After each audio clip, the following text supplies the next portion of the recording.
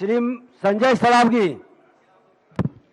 पूछता हूं अध्यक्ष महोदय, मुझे जवाब मिला है। जैसे तीसरा जो मैंने प्रश्न किया है कि जो पदाधिकारी वित्त पदाधिकारी के रूप में फाइल पर नोटिंग करता है और वही परामर्शी भी है कि वही परामर्श भी दे रहा है कि वह सही है कि गलत है, इस पर माननीय मंत्री जी ने कुछ नहीं कहा कि यह कर सकता है कि नहीं कर सकता है। जो सामान्य प्रशासन विभाग का प्रावधान है अध्यक्ष महोदय कि जो फाइल पर नोटिंग करता है वित्त पदाधिकारी के रूप में, अब वित्त परामर्शी के रूप में वही व्यक्ति लिख रहा है कि सही है कि गलत है, इस पर माननीय मंत्री जी पहले कुछ बतावे, ये है कि गलत है कि सही है। हमने कहा है कि सरकार दोनों पदों पर एक व्यक्ति का रहना किसी भी ख्याल से वांछनीय नहीं है, उचित नहीं है, और इसीलिए सरकार ने, शिक्षा विभाग ने माननीय महामहिम कुलाधिपति से अनुरोध किया है, क्योंकि ये सारी नियुक्तियां कुलाधिपति और चांसलर के कार्यालय से होती हैं। इसलिए हमने उनसे अनुरोध किया है कि इस पर शीघ्र नियुक्ति की जाए।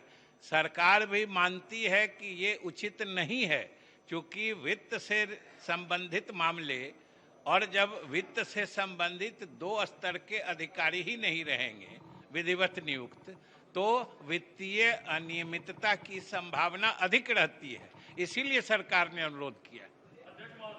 वित्त मामलों में सरकार को भी पूरा अधिकार है। तो मैं यह जानना चाहता हूं कि इन्होंने जो वित्त पदाधिकारी संस्कृत विश्वविद्यालय के वित्त परामर्शी हैं, वही मिथिला विश्वविद्यालय में वित्त पदाधिकारी और वित्त परामर्शी के रूप में भी वही काम कर रहे हैं। तो जितने दिन इन संस्कृत विश्वविद्यालय के वित्त परामर्शी ने ललित नारायण मिथिला विश्वविद्यालय के वित्त पदाधिकारी और वित्त परामर्शी के रूप में काम किया और फाइल पर नोटिंग की वित्तीय मामलों का, उतने दिन का ये जांच कराना चाहते हैं कि वित्त पदाधिकारी और वित्त परामर्शी के रूप में जो है उन्होंने क्या क्या किया, क्या ये मैं जानना चाहता हूं कि जांच कराना चाहते हैं। वित्त मामले में तो बिहार सरकार को पूरा अधिकार है अध्यक्ष महोदय।